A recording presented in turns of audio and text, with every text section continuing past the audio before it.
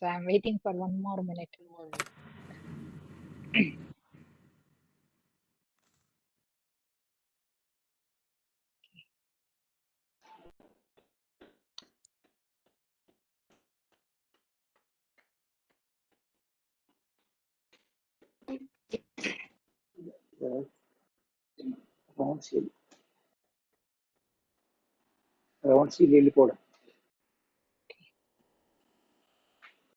Good afternoon, friends.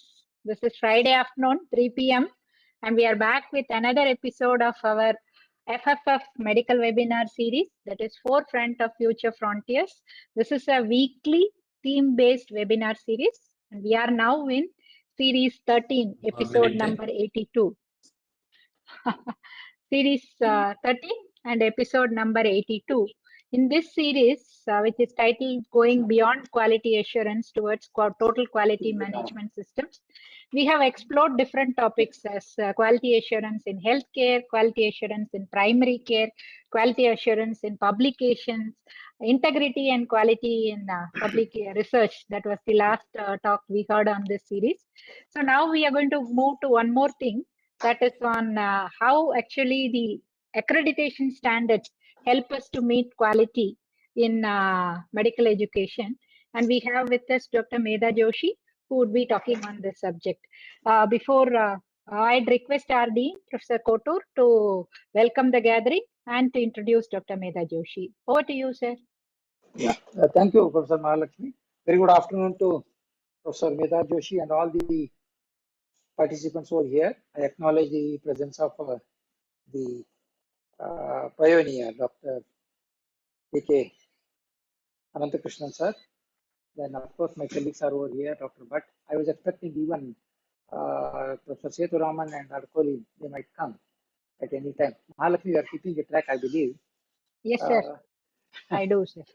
Yeah, and in fact, Professor Medha's talk was scheduled from 2 or 3 weeks back. That got postponed.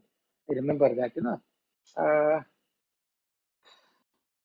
Now I will combine my initial remarks with introducing both together because that will work out well as far as Dr. Medha is concerned.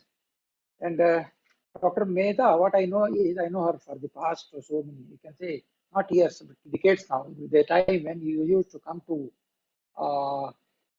Kelly, Belgaum, especially to the medical education department, when we had a series of international medical education workshop from the team UIC, which happened for quite a long time. All 10 workshops participated in that time.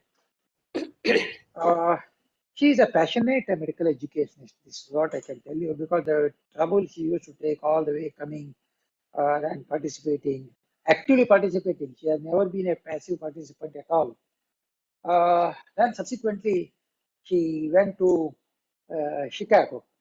I think before we went, after I know something before that, she went to Chicago and she underwent that Master in Health Profession Education, probably second or third in the Karnataka state. The first I remember was Dr. Shivprasad Gowda, and then after that, looking back, she has been contributing actively on various platforms for medical education. And she was associated initially with the prestigious M.S. Ramaiah Medical College. She was a pioneer in establishing medical education unit over there. Then she is basically professor of pharmacology. And I met her in some other context when we were exploring these clinical trials. I'm talking about 20, 25 years back. That time, Bill Care Academy. She was an active officer. I think she's attached to now that also. Bill Care Academy. We had gone to Pune. I remember that. Yes. So the multifaceted personality, very much experience, and whatever she does, even you must be seeing her in the medical education, her write-ups, and passionate. Recently I know she was editing some of 1 or 2 articles which I had written as a peer reviewer, and I'm very much aware of those comments. Such a passionate medical education is here on the right topic at the right time is over here. And one thing is this is relevant and quite appropriate from the point of view from some thoughts of mine. We all know that World Federation of Medical Education is the watchdog of the medical education across the globe. Now, when the University MCI brought out the document of Indian medical doctor, that was, a lot of hints were taken from the World Federal Medical Education, the competencies of IMG, those kind of things. And this WFME, those established, not very old, but somewhere in 70s it got established. And with the watchdog of the health, global health, the WHO was instrumental in that, of course, and World Medical Association. These were the two people they established this to monitor. And it is quite essential in the sense the medical education across the globe needs to be monitored by somebody, because we all are familiar with two phenomena. One is globalization, another one is internationalization. So in the context of these two processes, where distance is not a meaning, with the explosion of information and communication technology in all fields, including our field, this has been possible. So our teachers going across and the students coming across, no boundaries at all. So the institution which does not metamorphose to cater to this internationalization and globalization will certainly lag behind. There's no doubt about that. And now our doctor, yesterday, Putin invaded Ukraine. Okay, I was astonished to find out 20,000, 80,000, 18,095 Indian doctors, Indian students are studying medicine there, and equal number in China, then Russia. See, that means, and they come back here and write our exam. They have to become eligible for a registration here in India. And ultimately, onus of responsibility lies on us also. Why I am giving you this example is the erstwhile MCI or NMC is dreaming of producing Indian medical graduate who fits across anywhere in the world. It should be accepted fact. And with this phenomenon, our Indian doctor should be anyway, he should perform the roles of a doctor anyway. And another responsibility of our country is one of the BRICS countries, wherein our responsibility of supplying the human resource to the whole of the world, the Russia, India, China, and Brazil, there are many of us know that these BRIC countries. With all this context, producing a doctor who is applicable, who is able to perform anywhere in any corner of the world is a duty, like for any other country. And one more, sorry. Yeah. So another very important context is not the medical doctors, but even the medical schools are also socially accountable. Social accountability as an issue, we're undergoing an act process. Social accountability is an important matrix or a parameter wherein you have to show that you are socially accountable. The schools are socially accountable, doctors are socially accountable.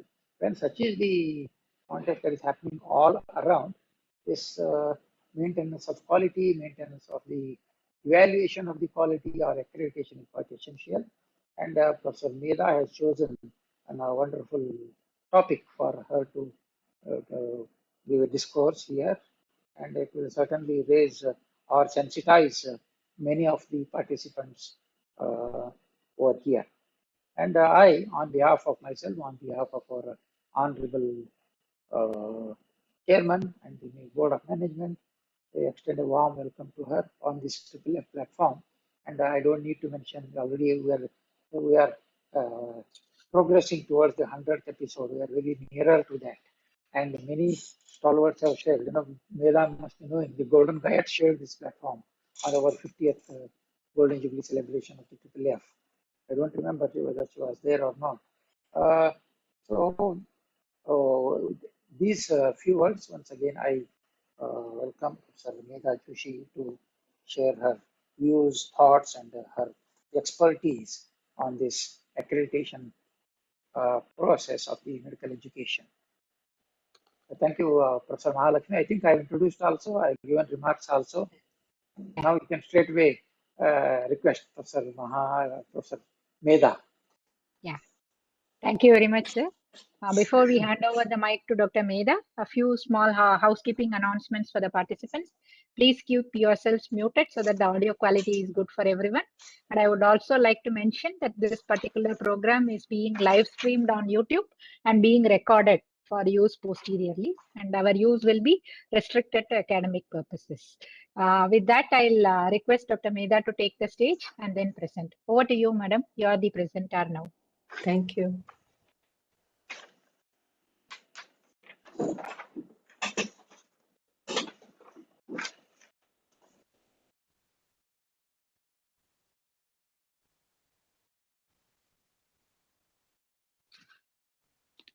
Screen is visible, madam. Full screen? Yeah, but yes, ma'am. Yeah. Yes. Okay. Yeah, as I said, I would like to maybe fine. Minimize my or switch off my before I switch this on. Can I just take a minute to switch off my video because I think it will interfere with the thing. So where do I do it? Yeah. Okay. So good afternoon, everybody, and thank you very much, Dr. Kottur and Dr. Mahalakshmi, for inviting me to share my few thoughts about the WFME accreditation standards and its quality improvement for medical education, which is a subject very close to my heart because I've been involved in quality improvement, quality assessment rather, in the right from beginning when ISO was introduced in medical education for the first time in our college in 1999 in Ramaya Medical College. So from that time, I have been involved with quality standards and quality improvement aspect of it. So this is a very topic which is quite close to my heart. Coming to today's topic, why this accreditation, WFME accreditation standards for quality improvement in medical education, who is benefited by these? It's a international accreditation, and as Dr. Kottur spoke during the introduction, that we have students going to Ukraine and students going to China and students going to Russia to do their MBBS. And I was just reading today why students go to Ukraine for doing their MBBS. One is the cost is less. Second one, recognized WHO and World Medical Association, so they can go and practice or they can go and work anywhere in the world. They have this WFME accreditation for Ukraine medical graduates. So that is one of the reasons why they look for international, going to international medical schools. So let's look at our graduates. Now take just a minute and reflect upon what do you think about the quality of our MBBS graduates? Are you very happy with the quality of our graduates? And if yes, very good. But if not, then what are the concerns you have about the quality of our graduates? Just think about it. And maybe you can want them to put in the chat box. Yeah, if they can put it in the chat box. Let's look at the responses, a few responses.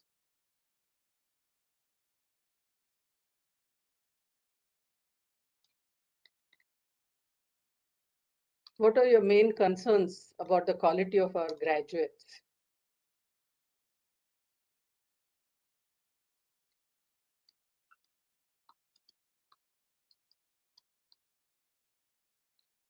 Anybody? Any responses so far? Ma'am, quality maintenance is an issue, what Dr. Vishnu Bhatt feels. I thought poor communication skills and poor teamwork skills. Okay. I'm waiting for other responses. Other As it comes, I'll read. Okay. Ma'am, go ahead, madam. Okay, I fine. will tell you, keep you Yeah, posted if as anything. it, yeah. Ma'am, Dr. B.R. Asogan, ma'am, there is Yeah. need of sympathy and empathy to show to the patients, ma'am. That is the lacking in Yeah. our graduates. Yeah, our graduates don't have that professionalism part where we are talking about empathy and sympathy, not sympathy, empathy rather, right? Okay. So, Ma'am, one very yes. nice response. Theory masters, like what our Yes. parents will say, MCQ tiger. Exactly. Yes, yes, yes. I'm looking at that answer. Very good. Whoever has answered that has made my work a little easier. So, today's objectives of today's this webinar is to identify what are the concerns of the quality in our medical graduates. Secondly, what are the features or process of quality assurance and the things, processes for quality improvement. What is the relevance of WFME standards application to the medical colleges in India, and how this principle-based WFME standards, which have been introduced in 2020, can potentially help us have a good quality education across the Indian medical colleges, especially when we have introduced the CBME curriculum. And another thing that lastly I would like to focus is on WFME recognition program for national accreditation agencies and its implication for our Indian graduates. So, as some of you have said about this, the concerns are we are producing doctors in large numbers, right? As of the last time I heard it, we had 619 medical colleges and we produce more than 70,000 medical graduates per year. But all the students coming or all the graduates coming out of these various colleges, and we have colleges of different colleges with different ethos. We have colleges which are government colleges, private colleges, for profit, with different, I should say, objectives and missions of fulfilling the societal needs, etc. So we have different varieties of medical colleges also. So there is a variation in the teaching learning approaches and the teaching learning experiences that the students get in these colleges. Secondly, there is a faulty assessment system which we are still following. I hope with this CBME, it will change, it should change. But right now there is a stress on only knowledge component. If he passes in theory, if he knows how to answer in theory, he should pass in clinicals is what is said. So we don't give much importance to the skills or the behavior of the student. And so they can answer the theory questions very easily, but are they really job ready is what the question we need to ask ourselves. That's where the quality comes in. Are they competent to manage cases at the primary care and ambulatory care settings?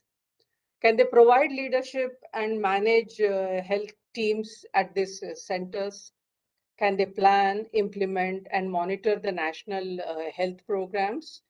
How many of us would be very confidently say yes to all these questions? That's a question mark. Secondly, will our patients be safe in their hands? In a country like USA, it has been shown that more than most of the deaths are related, more number of deaths are related to medical errors than those due to cancer, HIV, and motor vehicle accidents all put together. And what they're saying is this error is because of the fault in the system and system failure and not in the personal failure. So there is a faulty system of education, maybe faulty system of assessment, which is not producing the doctors that we are looking at. So patient safety is the prime concern whenever we are talking about our graduates. Now, the second question, will they be accepted globally? Yes, they do know the theory part of it, but will their pass tag be accepted globally? Many places, they don't accept the results of our colleges because we still follow the old system of assessment. More weightage is given for the theory, less weightage. We don't assess the competencies, expected competencies, and we still believe in 50% pass or fail. We have never set a standard for pass or fail. That is, we haven't done that so far. So all this makes our graduates or the pass or fail, pass decision of our graduates a little question mark when they go globally. So we are talking about the quality. What exactly is the quality in medical education? Quality is, if I ask you what's the quality, quality is a very relative term. It depends upon the circumstances and what are you talking about related to what. But if you are defining quality in medical education, it could be defined as the state of reaching required standards prescribed by the external agencies, and it's measured not at one point, but it meets those standards again and again. That means you are continuously maintaining those standards.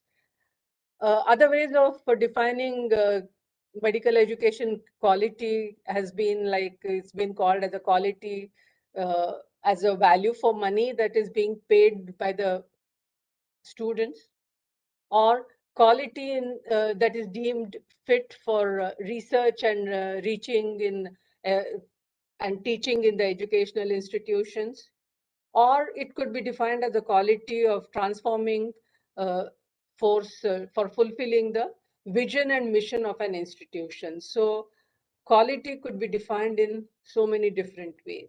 When we are talking about quality, there are three terms which are usually associated with it. One is the quality control, second is the quality assurance, and the third is the quality improvement. So let's look at what, and these are all coming from mainly industries.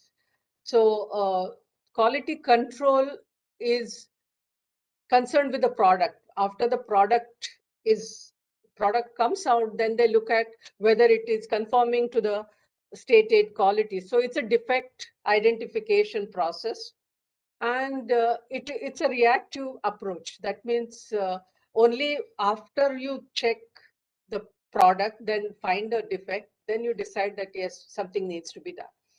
And it is a corrective tool, not preventive one. And it is, QC is a department, special department, so they take responsibility of looking at the product and certifying it whether it is proper, correct or not. Whereas when it comes to quality assurance is a mechanism used to monitor a particular procedure or a process in order to ensure that they're up to the expected levels of a quality standard. So now from the product, we are moving to particular processes or procedures. Quality assurance is an integral part of the quality management system, and it focuses on identifying and preventing errors. Now there we talked about correcting errors. Here we are talking about preventing errors in order to produce a quality output for the customer. And it deals with both process, product, as well as people who are involved in engaged in the production. So that's the difference between the quality assurance and quality control. And when it comes to quality assurance in medical education, UK Higher Education Agency and WHO define it as a quality of systems, resources, and information devoted to maintaining and improving the quality and standards of teaching, scholarship, and research as well as that of the student learning experiences. So it's not only related to the teaching scholarship. Here it means your publications and research, but also the learning experiences by the students. So the difference between, now we look at quality improvement, whereas quality assurance is where we are looking at a certain point of time where we want to say that it's a mechanism to monitor the particular procedure or a process. In quality improvement, we look at the overall, it's a systematic approach in analyzing the current performance of the company and trying to see how it can be improved upon, quality can be improved in that. So in medical education, to improve the quality or the quality improvement, quality assurance is the first step. And then rather than determining the quality at one particular point in time, what we need to do is to make sure that the quality improvement is continuous. It's a dynamic process. So the review, critique, and change in order to make the medical education better. So we have quality planning as shown in the diagram here. Then we have QC followed by QA and CQI, that is continuous quality improvement. Now, what is the purpose of quality improvement in health profession? Why are we talking about quality improvement in the health profession? Because unless we improve the quality in health profession, we will not be able to produce health professionals who are capable of delivering the health care to meet the needs of the society. And as Professor Kattur mentioned, every institution has a social responsibility to ensure that the community in which they exist is served upon. So it's our responsibility to ensure that the HPEs, whether it's a medical graduate, nurses, physiotherapists, they are capable of delivering the health care. Now coming to the next question. We are talking about healthcare quality of these graduates. Now, who cares or who should care about the quality of the health profession education? As shown here, the major three, all the stakeholders will be worried about it, quality, but the major three stakeholders that are really concerned about the quality, one is the patients. Now, the patients are worried whether they will be able to be diagnosed properly and treated well.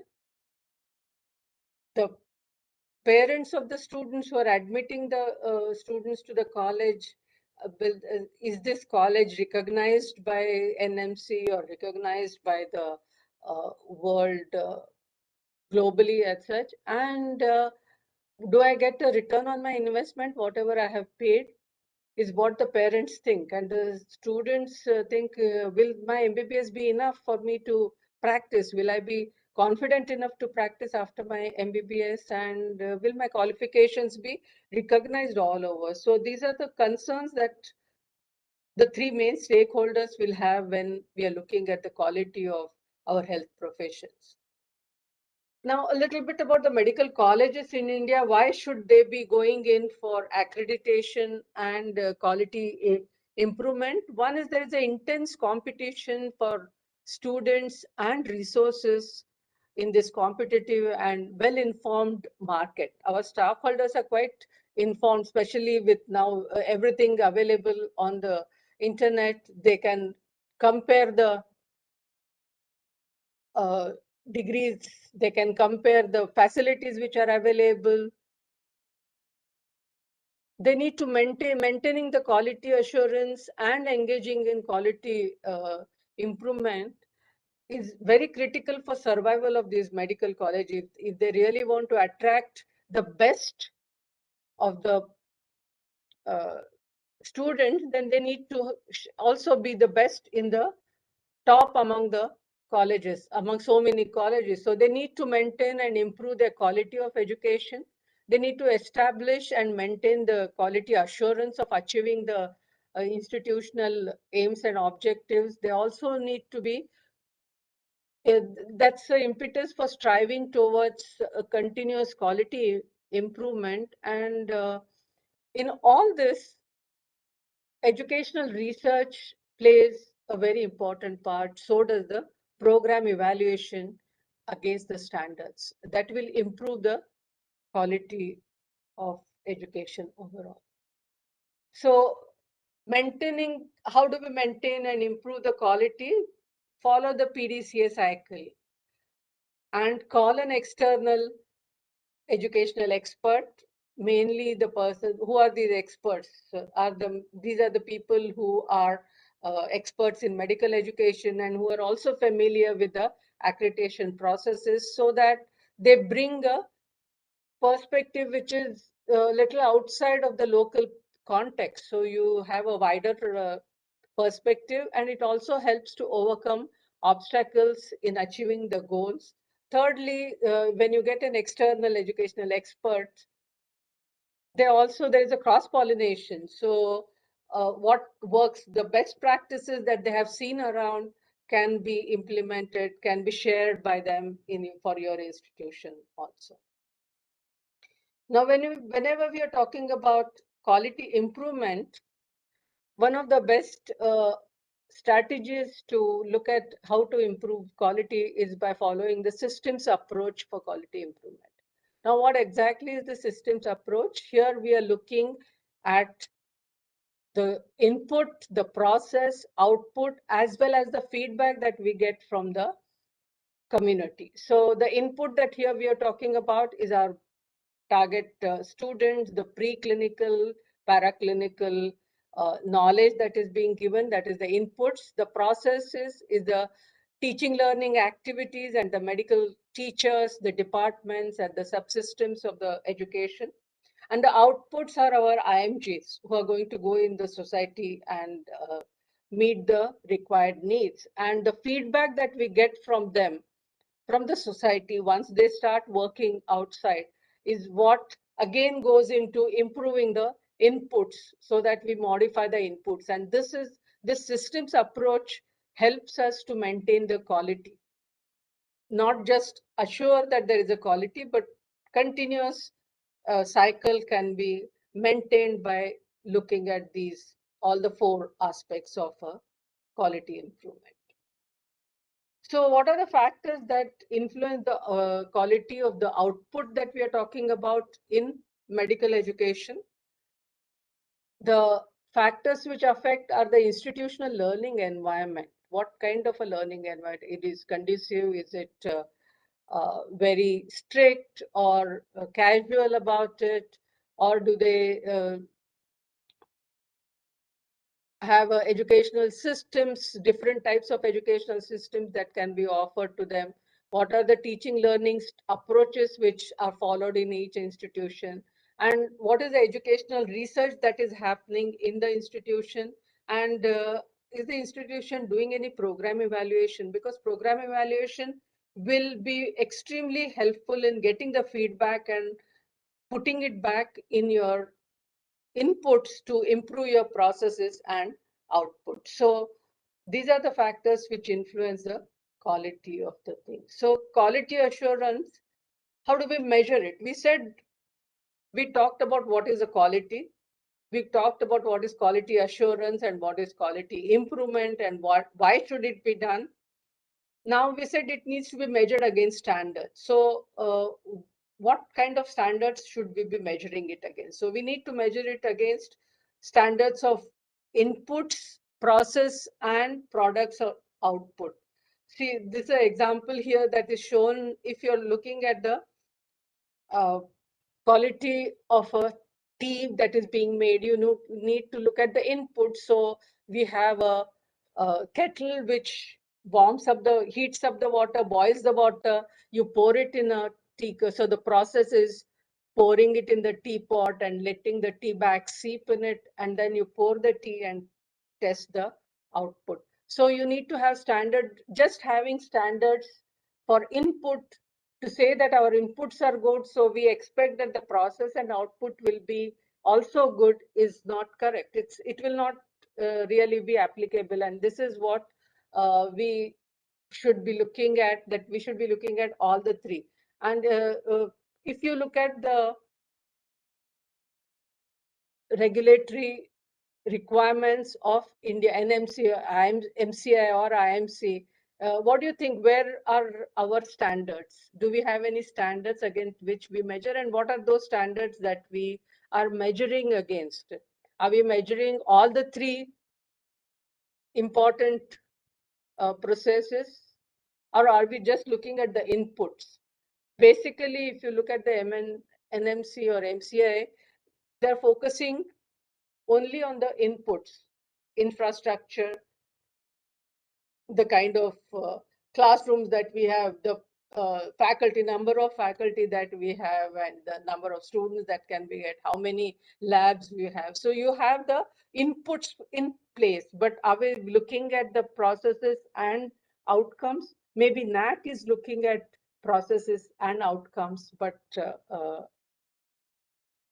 so if you have to measure the quality against standards, we need to have quality standards for the product, which are the outcomes of H.P.E. We need to have the quality standards for the processes also. So basically, to improve the quality, we need to examine and improve the standards for processes or systems and the product, so that we produce a excellent healthcare professional. So now, so far, my talk, I focused on the requirement. Why should we be talking about standards, and what is the need for looking at the different standards? So let me now shift the gear and go to the part of Wfme standards. Now, Wfme, or the World Federation of Medical Education, was established and they came up with first guidelines or the standards in 2004. The first time the standards were published in 2004-5. The second edition came in 2015, and the third edition has come in 2020. Now, this is the Wfme standards are the global expert consensus about the first standards were written by for 24 of the main medical experts from 23 countries. They combined together, they came together and prepared these documents. And they are basically, these standards are for providing the medical education with the basic standards, that is the minimum requirements, and the quality improvement standards. So they give you both what is required to meet as the basic standards that every college should meet up with. And if you're looking at quality improvement, they also tell you how to go around doing that. Now, these are intended as guides for medical education programs, so that they can develop and evaluate their own programs. And these standards provide a framework to be customized for the local needs. That is very important, that they are not, what they are not is that these standards do not, they don't have the universal core curriculum. So you need to take up the basic standards and customize it for your own needs. These standards are not prescriptive, and they not all the Wfme standards will be relevant to every setting. So as I said, Wfme came up the first time with the trilogy of global standards. That was the standards for basic medical education, standard for postgraduate medical education, and standards for continuous medical education. And then later on, they have added two more. In 2016, they have added for masters in medical education. And recently in 2021, they have added one for the differences and distant education, DDL they call it. So they have come up with those guide standards also. Now, these standards, I'm not going to go in details of these standards, but if you're familiar with NAC, you can see that there's a lot of similarity in the basic medical standards, which here earlier versions had 9 areas. Now they have reduced one area in the basic medical education standards for undergraduate. They have reduced, they have taken away the evaluation part of it. So they have what is focused on mission and values of the institution, curriculum, assessment, students. Then coming to the staff, academic staff, and then educational resources, quality assurance, and then governance and management. And then similarly, we have for post-graduation and continuous. And for each of these, then they describe in detail how it should be followed. Now, why should we be going in for WFME standards? Because one is that it is accepted by World Health Organization, it is accepted by World Medical Association and International Association of Medical Regulatory Authorities. So if our institution or if the degrees that we are providing are recognized or are based on WFME standards, our graduates will be recognized by all this. And though this is an older thing, that in 2011, they said WFME estimated that more than half the medical colleges around the world are following global, they're following the standards which are set by the WFME. So we need to also go in that direction is what I feel. So what is the intended audience for this? It's health authorities like NMCs, medical associations, medical schools, and national and international institutions and organizations dealing with the medical education in all the countries. They should be looking at the WFME standard. And all the 6 regions of WHO, WFME around the world, they have adopted these WFME standards and prepared their own local standards. So what are the aims of WFME standard program? It is to stimulate the authorities, organizations, and institutions to formulate their own plans for change, improvement, and for quality improvement. And secondly, to establish a system of national and or international evaluation, accreditation, and recognition of medical education systems, which assures a minimum quality standards of the programs. And the third aim is to safeguard the practice of medicine and medical workforce of the by increasing the internationalization, because doctors without boundaries, they say, they can move around anywhere. If they have been coming, if they come out of the institutions which are recognized by, say, WHO and WFME, then they can move around or they can work wherever they can. They are needed rather. So these standards are mainly it's a prerogative of the nationally appointed agencies to adopt these standards, and they will be required for accreditation of the medical schools. The WFME standards offer template. They offer template for the accreditation standards, and these need to be customized for us. It must be clearly, the standards must be clearly defined, and they should be meaningful, appropriate, relevant. Like we say, smart. Your standards also should be smart. They should be measurable. They should be relevant. They should be achievable and acceptable by all the users.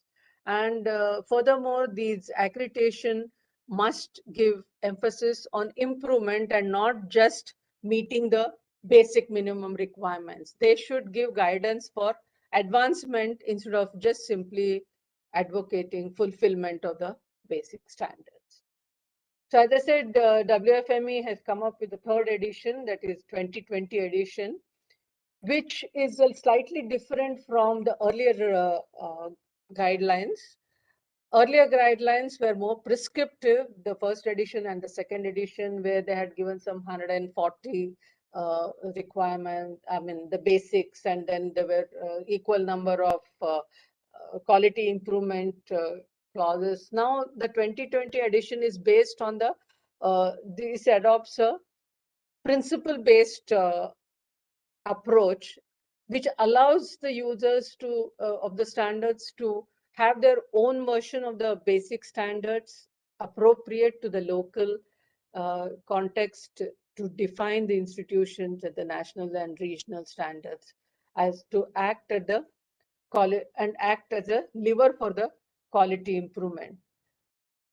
We need to, again, I'm re-emphasizing that not all WFME standards will be applicable at every setting. So we need to pick and choose those standards which are applicable at our level. So WFME standards were shifted. Why did they shift from prescriptive process to principle-based one? These are the especially broad principles that they're giving in education, so that you can contextualize and come to an agreement for the design, delivery, and agreement of these standards at the local level. The new standards require every institution or the organization to consider what is best for its own culture, resources which are available, aspiration and values of the institution, while still addressing the specified areas of performance. So if you follow these principle-based, you are adopting both the international standards as well as taking care of the basic needs or local needs of your institution.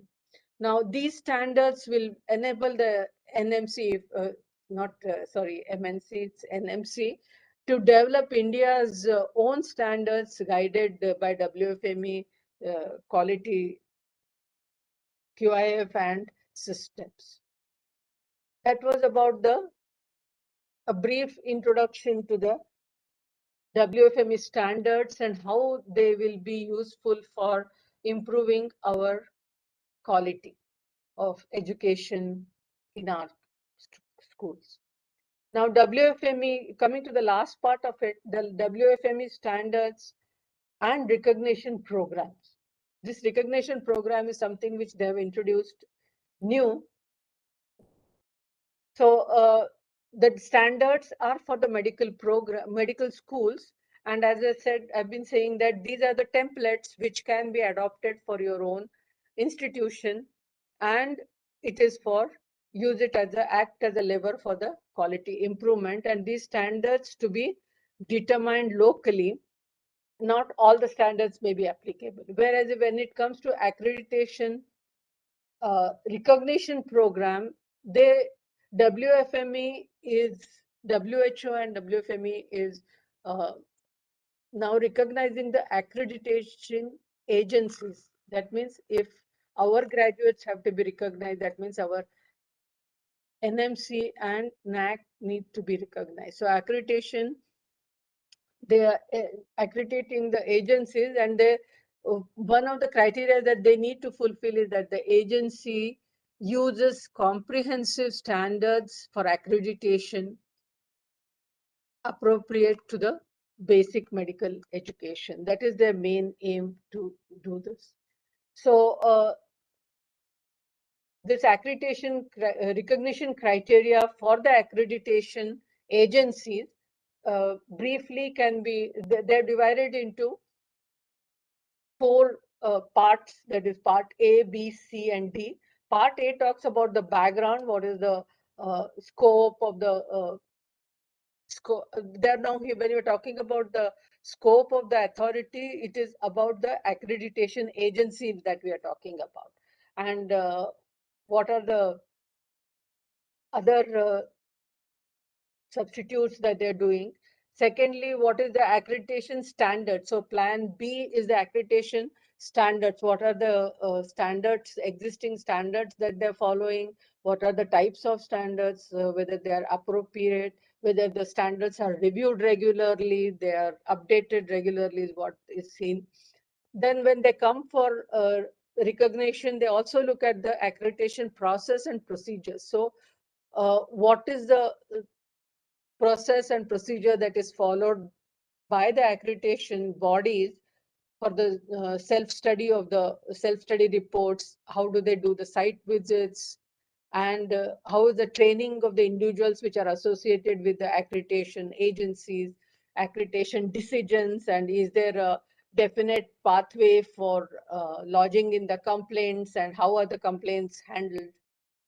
And lastly, they talk about accreditation policies and resources which are available for the accreditation agency. So the control against the conflict of interest, control against the inconsistent application of standards and procedures, administrative and fiscal responsibilities, all these are seen in the Part D. So they have given very specific guidelines as to how an accreditation agency should be preparing for the recognition by WHO and WFM. Now, why should we go in for this recognition, basically? Now, the advantage for at the national level is that its globally accepted standards will be used to for the basis of national and regional approval of the accreditation of the education. So they will be accepted globally. Evaluation is based on generally accepted standards. So the incentive for improvement gives you an incentive for improvement and raising the quality of the education. Placing the medical education on a basis of shared global standards will facilitate exchange of medical students across the countries. And finally, low quality medical schools can be improved using these standards, so that what happened with Flexner report will not happen in India, that the colleges should not close down, but they can, if they follow these standards, they can improve their quality and thereby improving the quality of the healthcare and patients. What is the value at the medical school level? That it promotes discussion and stimulates the development of consensus about the objectives of the medical school or medical college. It will help schools to formulate essentials of their educational system and describe the fundamentals of medical education. The standards will broaden the opportunities for educational resources development. It will empower the educators in their efforts to bring about the change. And for curricular planners, acceptance of the standards will save time and resources also. And adoption of the standards for evaluation will provide a valuable information for the providers of the funds, politicians, and society, so that they will have more confidence in what you are doing. Now, why did this, when we have accreditation agencies, why did this recognition of accreditation agencies came up? Now, that is because the WFME realized, WHO and WFME realized that existence of an accreditation body does not provide a guarantee that the system is working well and it's trustworthy. Because it is, they observed that in many countries where there is no national accreditation system, it's tempting for those people to, those institutions to go in, pay somebody and get accreditation. So those accreditations, though they are accredited, will not be up to the standard. So that is what forced WHO and WFME to come up with this agencies recognition criteria or recognition program for accrediting agencies. Now, this is based on the WHO and WFME guidelines for accreditation agencies, and their suggested good practices. The recognition criteria are the minimum basic requirement, the ones which I told a part A, B, C, D are the minimum basic requirements, and it allows the agencies to determine an appropriate and rigorous standard of performance for the context in which they operate. Now, yes. We are actually almost nearing time. There are a lot of Yeah. interesting questions in the chat box. So if you can wind up Just in to- another 5 minutes, yeah. we'll take it up. Yeah, I think last 2 or 3 slides, we are binding it up. Now, NMC standards for medical education, as we said, desirable to get WFME recognition. Use of the NMC can use the WFME framework, or they can have their own framework, but they need to move away from the narrow, only input level QC like approach to quality improvement. They might have their own framework like USA and UK has got it, and it must include promotion of institutions, internal systems. What basically they need to do is not only state the requirement standards, but also they ensure that there is an internal quality system, like how NAC says that you need to have a IQAC, and there should be a maintenance of curriculum outcomes that aim at producing good, relevant IMGs. And so benefits, we have talked about the benefits. What is important is not 2023, now they have shifted it to 2024. By 2024, if our students have to go to US and appear for ECFMG examination, they should have been graduates from WFME, WHO recognized medical colleges. So that means they need to have our agencies, NAC, more than NAC, it is NMC, which needs to have recognition by the WFO recognition agencies. And as I said, NAC is following good elements, is that they have all the information. What is lacking in NAC is that they are not much focused, they're not getting the enough inputs from the global practices, the best practices from all over the world in medical education. That is one thing which is lacking here. Otherwise, they are focusing on students, curriculum, support system, finances, governance, and innovations also. So to improve the quality at the institutional level, establish a quality management system based on NAC standards, maybe faculty and clinical supervisors. They need to be engaged in monitoring the students continuously and taking their feedback. At national level, NAC and NMC should apply for WFME accreditation and recognition. And recognition of NMC will make our graduates, as I said, eligible for WFME. So I think this is my last slide. When we talk about quality control, the products are defined by the university. Quality assurance, maybe at the college level, where the processes and products, even the inputs we can have, and quality improvement, continuous quality management, TQM, should be seen at the medical council level, where they will look at the company or the full institution, the processes, and the products. So these are the references on which my talk was based upon. So I leave you with a question. So who gets benefited by WFME accreditation? Thank you for your patience. Thank you very much, madam, for that very nice talk. Ma'am, if we can stop sharing and put on your video, we can go on to the question and answer session. Sure.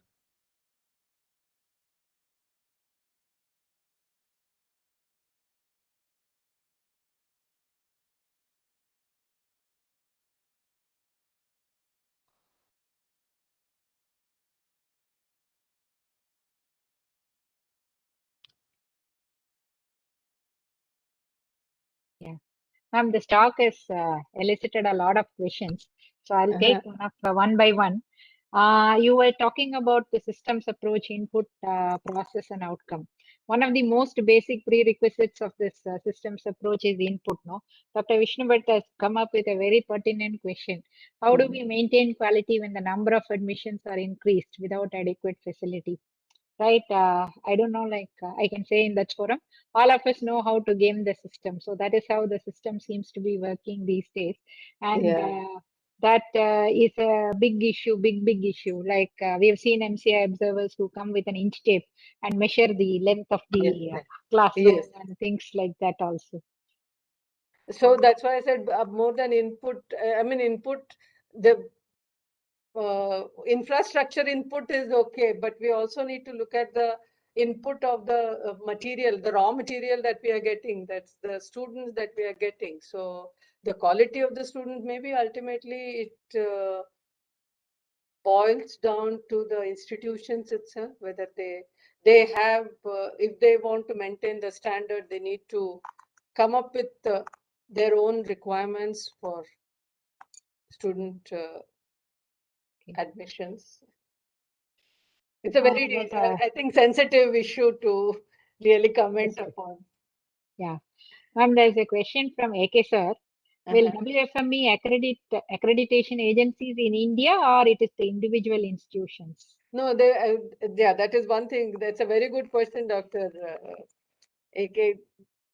I need to stress that WFME does not accreditate individual institutions. They just give you the template or the basic guidelines for making your own standards. The standards should comply with the standards which have been given by WFME. They do not recognize individual institutions. They will recognize the agency which recognizes your college. That's why recognition by WFME of NMC is important. So the colleges which are recognized by NMC will be recognized by WFME in turn. So it's an indirect control that they have. Okay. Dr. AK wants to say something in the forum, sir. Over to you, Please sir. go ahead. Please go ahead. See, yesterday, because the question I raised was valid, because the government policy of brain drain advised the accreditation agencies not to go for WFME accreditation, because it will open the floodgates of our students going abroad for ECFMG and other purposes. So the institutions do not really have an option in this, because there is no direct process of approaching the WFME and getting global recognition. So that's one issue.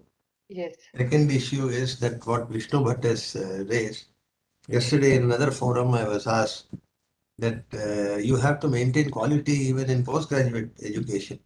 And to give us very brief example, when I was in JIPMER and I was there for more than 30 years, we used to have 6 postgraduates and a daily OPD of about 300 patients. Now they have the daily OPD is maybe 350 or so, marginally increased, because that is the saturation point, but they have 25 postgraduates every year. So the department has 75 postgraduates with the same input as regards patient care services and clinical material. So how do the institutes respond to this and say we will still maintain quality? Vishnu has been there long after I've gone, and we'll probably be able to add to this. Maha knows in the olden days we had 6 to 8 postgraduates. Yes. We used to take classes for postgraduates, now has to accommodate 75 students and 25 faculty. Yes. When I did my PG in P.G.I, they used to take 2 PGs per year in pharmacology, and most of the subjects maximum was about six PGs. So now the number have increased. That's true, but quality has become a myth. Yeah, quality has become a myth. But if you AK sir, can I respond to your query? Yes, sir. Please, anybody can respond. The days you quoted of your days, you having 350 patients and 6 PGs or 10 PGs. Now this is training. That time, the facilitations for the clinical training were marginal, or only the clinical patients were the to teachers. Whereas now with so many facilitations coming, the skill lab coming, so many things, simulated patients coming, those who were all absent during this, I'm not justifying. We can at least No. console ourselves that so many other facilitations are there from which you can impart more number of Sir, PG students with a limited clinical material. clinical labs are preparatory to hands-on patients. They are That's not true. substitutes for patients. So we can console ourselves all right, but that does not solve the issue. Sir, if we That- don't console ourselves, then we'll not be sleeping tonight. So, Yeah, so console- no, And sir, what you talked that yes, the government is saying that we should not go for WFME, but nobody prevents the institutions to look at the WFME standards and prepare their own standards or guidelines for the improvement of the quality in the institution. but still certificate is required from somebody, you know. Yeah, certificate will be, yeah, then you have to look at NAC and NMC only, nobody else will certify. Ma'am, I have another very interesting question from Mhm. Professor Mishra, who is our Optal HD. He Uh-huh. wants to know what are the issues we should look for quality sustenance in medical education. Sorry, can you just Issues we need to look at for quality sustenance in medical education. sustenance in medical education? The issues that we need to look at is we need to be, that's why this continuous quality improvement, the PDCA cycle needs to be followed regularly for sustenance of the things. So we need to have an QA department or a QA unit in the college which will keep monitoring as to what is doing well, what is not doing so well, so that that can be improved upon. So other than the departments itself, if there is a separate IQAC kind of a unit in the college which monitors the quality, that will help in maintaining and maybe improving the sustaining the quality that is being maintained. Ma'am, I have one comment about this because we are in this NAC process also, Yeah. no? Yeah. The main purpose of institutions to exist, no, the primary purpose or the sole thing in which we exist is mainly to ensure that educational objectives are attained, right, for our students. And Yes. whatever things we do other than that, whether it is infrastructure or it is faculty quality, all that is mainly towards that particular goal. And what Supporting. we, yeah, and Huh? what we find is with this NAC and other things, especially, right? So we wrote pages and pages of information Somebody's about calling.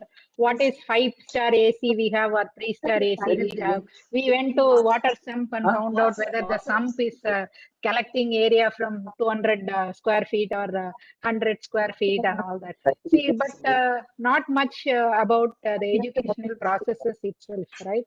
So I don't know. I feel that many a times the system is being gamed rather than taking it.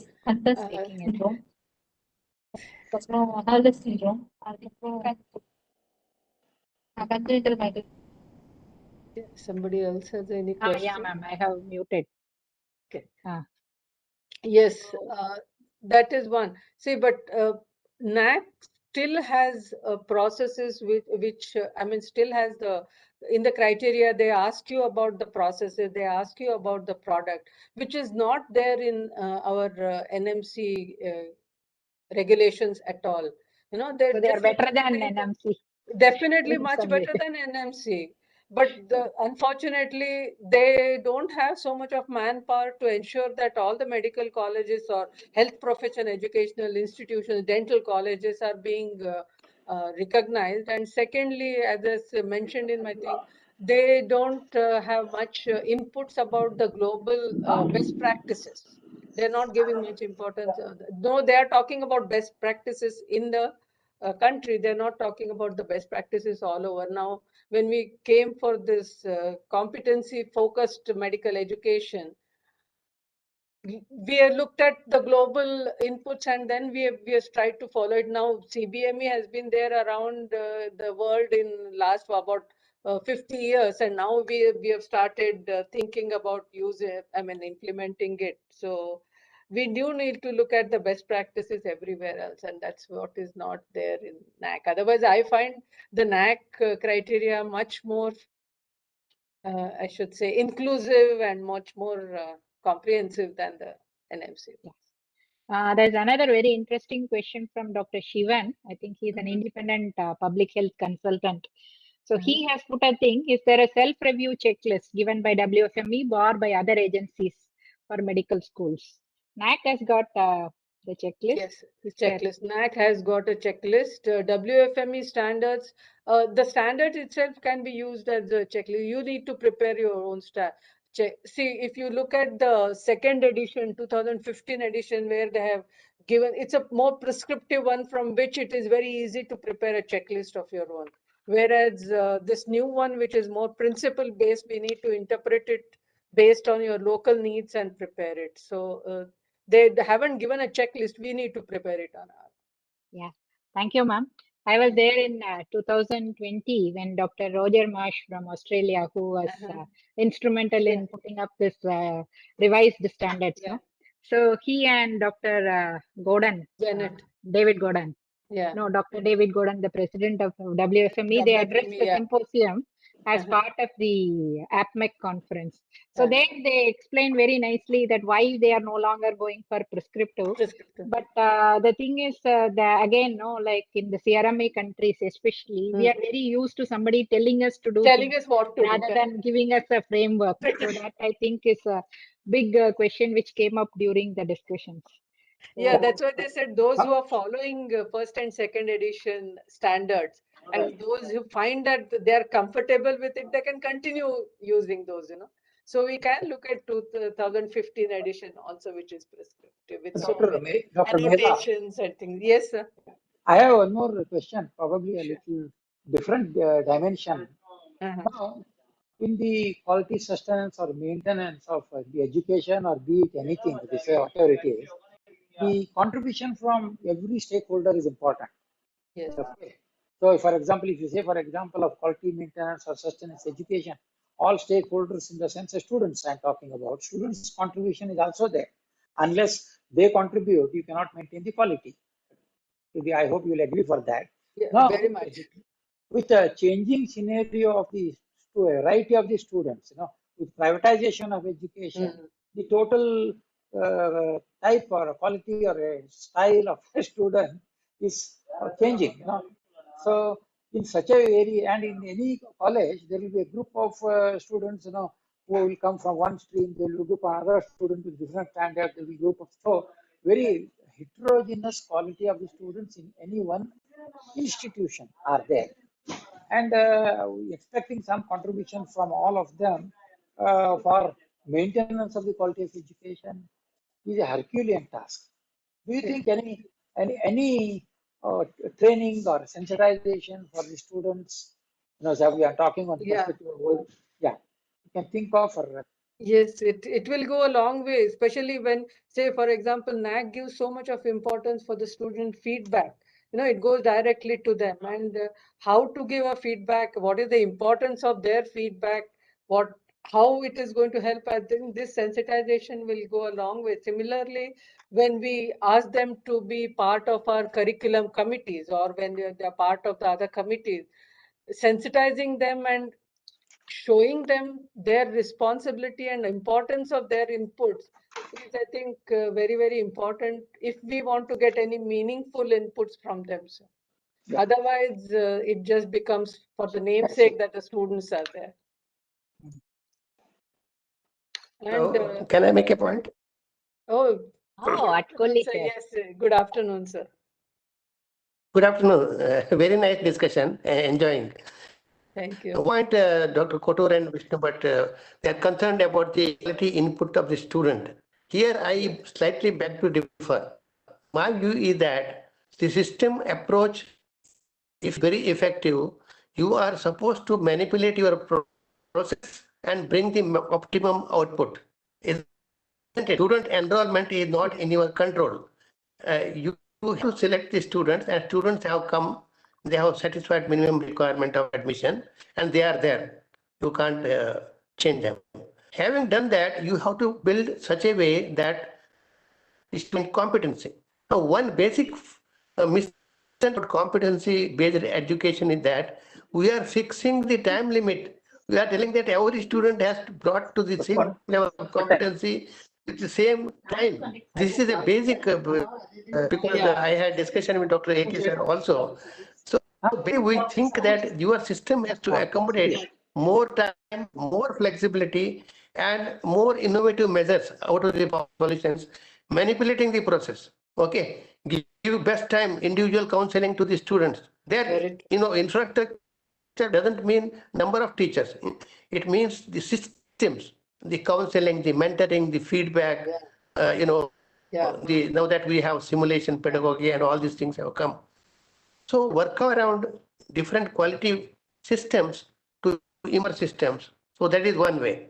And secondly, regarding sustenance, the major problem which you can expect is IQAC, there will be heavy load and there will be a lot of time involved in putting the uploading, downloading data management. These are the second thing. The third is the motivation on part of the IQAC team, because this team, you have to work in.